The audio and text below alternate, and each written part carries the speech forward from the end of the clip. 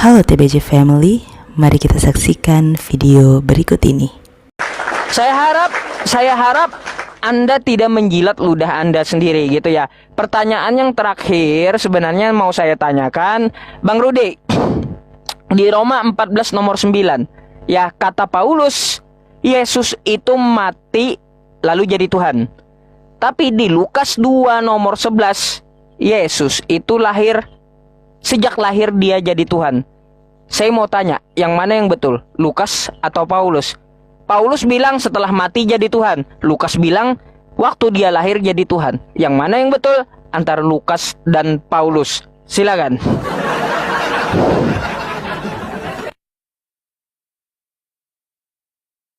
Roma berapa tadi, Tad?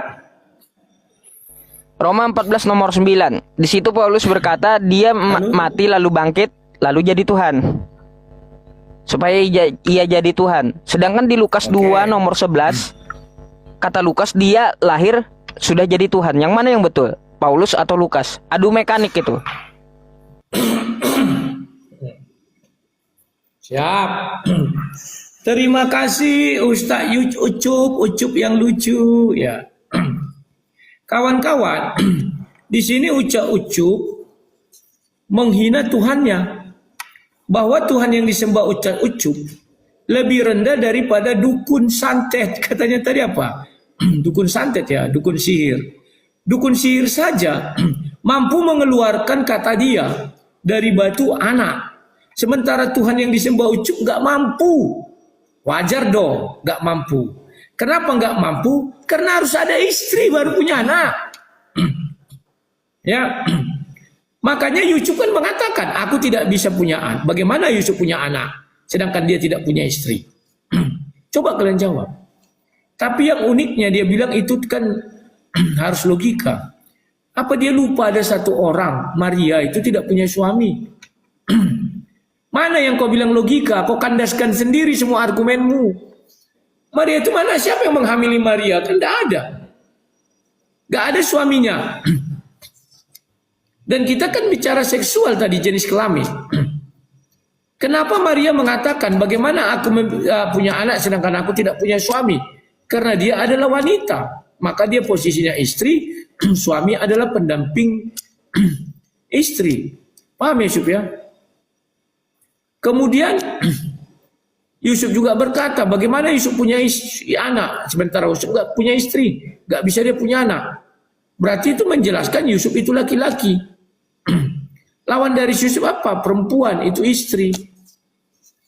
Paham ya Yusuf? Nah, sekarang bicara tentang iblis. Aku heran melihat Yusuf. Katanya Yesus kalah. Mana ada Yesus dijambak? Oh dia membawa, dia kan dibawa Roh Kudus. Bertemu dengan iblis. Artinya apa? Roh Kudus itu ada dong di situ. Mengawasi. Ayo Tuhan Yesus silakan jalan. Kita ke sana. Kan bisa aja begitu. Ya, jadi Mr. Yusuf, jangan tambah-tambahi si kitab suci kalau nggak ada. Mana ada dibilang Yesus dijambak? Nggak ada itu. Itu adalah emosimu yang tidak bisa kau lampiaskan karena kau tidak bisa membuktikan kemenangan Tuhanmu terhadap iblis. Kalau ada nego-nego dan Tuhanmu setuju, itu yang menang iblis.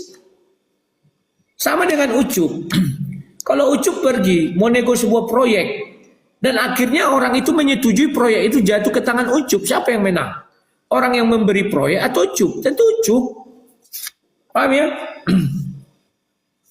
Kemudian apa lagi? Kita jawab ini terakhir ya, karena habis ini kita udah istirahat. Di Roh Amsal. Amsal itu kan ucapan Tuhan. Bukan ucapan Salomo di sini. Salomo menyampaikan ucapan Tuhan. Karena di Amsal 13 takut akan Tuhan ialah membenci kejahatan. Aku membenci kepada kesombongan. Ya dan segala macamnya. Paham ya? Buahku lebih berharga daripada emas dan semacam-macamnya. Tuhan telah menciptakan aku sebagai permulaan pekerjaannya, sebagai perbuatannya yang pertama-tama dahulu kala. Yang dimaksud di sini bukan Salomo. Permulaan pekerjaan Tuhan. Tuhan telah menciptakan sebagai permulaan pekerjaannya. Inilah yang tadi ku bilang bahwa Yesus itu ada sebelum Abraham ada. Permulaan pekerjaan Tuhan apa? Baca aja Kejadian 1. Berfirmanlah Allah, jadilah firman, jadilah terang, maka terang itu jadi. Apa yang pertama dilakukan Tuhan? Berfirman. Siapa firman itu? Itulah Yesus. Jadi jangan kau menjawab, oh enggak ada kata Yesus langsung begini. Enggak begitu lagi. Karena di dalam Kristen itu, setelah Tuhan menjelaskan bahwa dia pencipta langit dan bumi, selanjutnya Nabi yang bersaksi akan dia. Kalau ada yang di luar itu yang mengaku-ngaku pencipta langit dan bumi, tidak menggunakan kata dia, itu adalah iblis. Aku kuserahkan seluruh dunia ini sama kau, kata iblis. Seolah-olah dia pencipta langit dan bumi itu. Tapi satu syarat, sujud kau sama aku. Apa kata iblis? Nyalain kau iblis. Iblis langsung lari terbirit-birit. Ya. Nah, itulah diskusi kita hari ini ya Mas Susu. Jadi, mengenai Roma. Roma 9 itu jelas mengatakan apa? Sebab untuk itulah Kristus telah mati dan hidup kembali supaya ia menjadi Tuhan, baik bagi orang mati maupun atas orang hidup. Allahnya Israel itu adalah Tuhan untuk orang hidup. Dia tidak Tuhan untuk orang mati.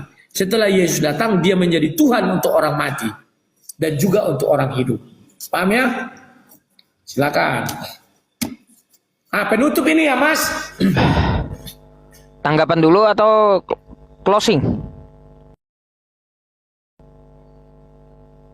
Tadi kan yang duluan, nanti itu aja duluan saya tadi. Yang duluan kan saya tuh. Ya, saya sekarang closing. Ya, saya sekarang closing. Oh ya udah, Bang Rudi dulu. Ya, habis itu dirimu ya. Oke. Ya. Terima kasih kawan-kawan semua atas kebaikan kalian. Kali ini saya belum bisa menggas Mr. Yusuf. Kenapa belum bisa menggas? Nantilah ada masanya. Tapi saya hanya bertanya dan mendengarkan apa penjelasan Mas Yusuf. Banyak hal yang kita dapat pada malam hari ini mengenai diskusi kami berdua ya. Nah, kawan-kawan, semua pertanyaan tadi sudah saya jawab. Mengenai puas atau tidak puas itu masalah lain. Karena di sini tidak mencari kepuasan. Kalau mencari kepuasan nanti pencarian secara pribadi saja. Kalian gali dan cari kebenaran itu. Intinya bahwa pertanyaan pertama tadi bagaimana serupa dan segambar sudah saya jelaskan. Tuhan tidak menciptakan langsung dua manusia tetapi satu dulu, yakni Adam.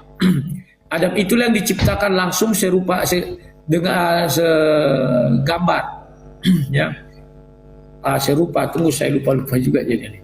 Pertama dia baru nanti segambar ya.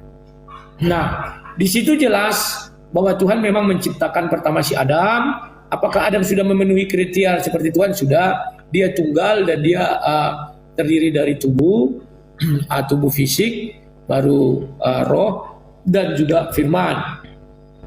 Nah, itulah gambaran Tuhan. Ada dalam diri Adam dan dia seorang bapa, seorang laki-laki. Kemudian kita beranjak lagi pertanyaan Mas Yusuf yang kedua mengenai bintang timur, bahwa bintang di timur itu bukanlah matahari tapi bintang seperti yang malam hari itu, dan kalaupun itu berada di atas dia tidak akan melelehkan kita karena matahari kan jauh kali letaknya ya. Contohnya kita siang hari di Eropa dingin malah ya. Kalau di Arab memang panas tapi kan tidak melelehkan juga. Nah, kemudian mengenai iblis. Iblis tidak berani sama Yesus. Ketika Yesus katakan, "Enjang kau iblis," iblis lari, ya. Dan yang terakhir mengenai Yesus adalah Tuhan setelah dia mati dan bangkit kembali. Bahwa Tuhannya orang Yahudi itu adalah Tuhan bagi orang hidup. Bagi orang mati dia tidak berkenan. Tapi setelah Yesus turun ke dalam kerajaan maut, dia membebaskan orang yang mati, maka dikatakan dia menjadi Tuhan atas orang mati juga maupun atas orang hidup. Sehingga Yesus membebaskan orang, gelisah Mas Ucu, dari alam maut itu ya, sehingga dia bisa menuju Yerusalem baru, kota kudus di Matius 27. Itu jelas ya. Nah, kemudian bagaimana tentang dari batu bisa mengeluarkan anak? Itulah kehebatan Tuhan, kawan. Tidak mungkin pula Tuhan kalah sama dukun santet. Dukun santet bisa mengeluarkan anak dari batu. Masa Tuhan nggak bisa? Kan tidak mungkin pula. Ya. Masa Tuhan harus mengeluarkan anak hanya bisa dari istri? Nggak juga ya. Kemudian itulah mungkin yang bisa saya catat kesimpulan diskusi kami malam ini. Dan terima kasih kepada Mas Yusuf yang sudah bersedia berdiskusi. Terima kasih juga kepada seluruh penonton ya. Sebenarnya yang seru itu kalau Mas Yusuf menggunakan akunnya yang besar. Jadi besar pula nanti yang menonton, dan pasti Singa Yudea akan tampil. Meskipun kami hanya menonton 1.000 orang, tapi bisa membab yang 7.000 bahkan sampai 10.000 kayak kemarin ya. Ya, jadi kawan-kawan, saya mohon maaf, saya memang sudah loyo karena sudah berapa hari saya kurang istirahat. Besok langsung pergi sidang pra-peradilan sampai hari Kamis, hari Senin putusan. Ya, seperti itu harus saya jalani lagi, dan saya akan menjadi saksi di situ. Jadi terima kasih ya, mohon maaf Pak Yusuf kalau ada kata-kata yang salah, dan mohon maaf kalau saya tidak mampu memuaskan pertanyaan-pertanyaan Mas Yusuf. Itu hal yang lumrah, karena puas itu harus mencari sendiri. Dan terima kasih juga kepada yang sudah memberikan koin-koin, karena itu akan saya gunakan untuk kelangsungan daripada channel-channel ini ya, untuk beli pulsa, beli listrik dan sebagainya macamnya. Terima kasih atas kebaikan kalian semua. Itulah dulu yang bisa saya sampaikan, lebih dan kurang mohon maaf. Salam dari sang debater. Habis ini kita dengar apa closing statement daripada Mas Yusuf. Mari kita dengarkan bersama-sama, dan kita harus ikhlas membuka kuping kita. Terima kasih Mas Yusuf, selamat malam. Baik teman-teman TBJ, kita telah menyaksikan video yang sangat menarik. Untuk teman-teman yang memiliki pendapat ataupun pertanyaan, silahkan masukkan di kolom komentar. Firman Allah adalah kebenaran yang Allah nyatakan kepada umat manusia. Dan karena Allah adalah kebenaran, maka kita dapat mengenal kebenaran yang sejati itu melalui firman-Nya. Oleh sebab itu, untuk setiap kita para pendengar setia TBJ, mari saya mengajak kita semua untuk jangan jemu-jemu belajar kebenaran, membaca firman Tuhan. Terima kasih untuk teman-teman TBJ yang senantiasa mendukung channel ini. Tuhan memberkati kita semua. Shalom.